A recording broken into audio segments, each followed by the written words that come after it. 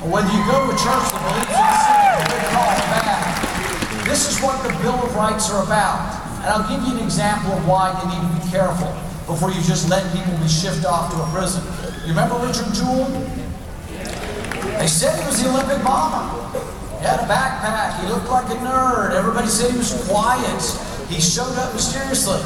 Only problem, and everybody said he was guilty. The news media convicted him within moments. But the problem was he wasn't the bomber. He wasn't guilty. What I would ask each and every one of us to remember or to think about is, if Richard Jewell had been a black man in the South in the 1920s, he might not have lived the rest of the day. We need to take the message that we are the party of the Bill of Rights. We are the party of voting rights. We are the party of minority rights.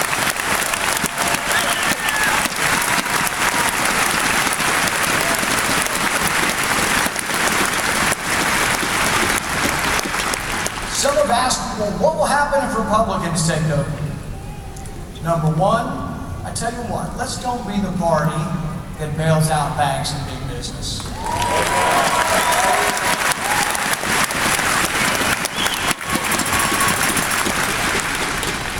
Why don't we be the party that says, you know what? Why don't we read the bills before we pass them?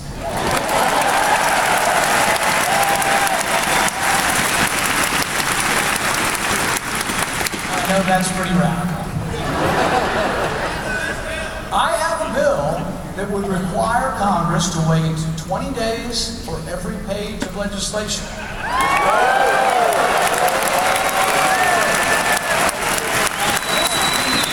This is sort of a double whammy here. You're going to get shorter bills and you'll have a waiting period. Here's the problem. We actually have some rules. I think it's Rule 22 in the Senate says you have to wait at least 48 hours.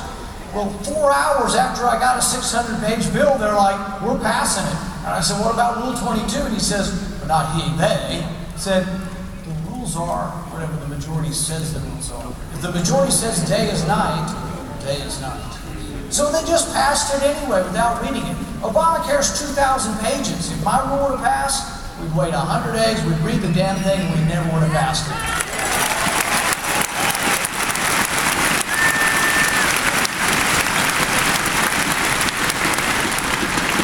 I think we should have a rule that says Congress shall pass no law that they exempt themselves from.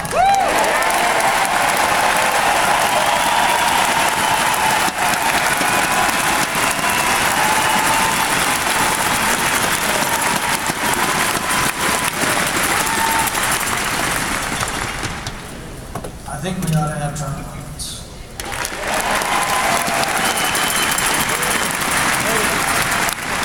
Now, some want to say, oh, that's, you're casting aspersions at a certain person. I say, no, look, my dad was there for a while, and he was a great man, and I think he did a great job.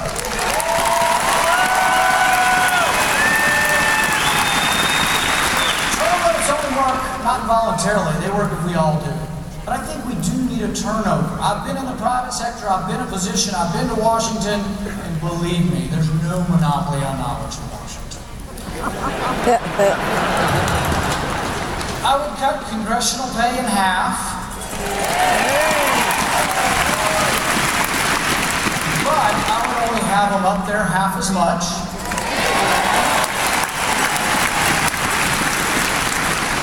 And I would institute a work requirement. Both when we're in Washington, but also outside of Washington. I think we should keep our jobs. I think we should stay in our communities, go back and forth, and continue to work.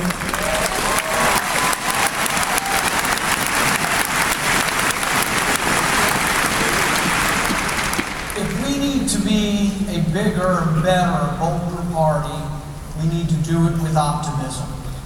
There's a painter by the name of Robert Henry, and he said, paint like a man coming over the hill singing.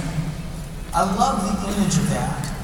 What we need to do is we need to proclaim our message with the passion of Patrick Henry, but also proclaim our message like a man coming over the hill singing.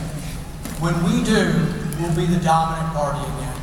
Thank you very much.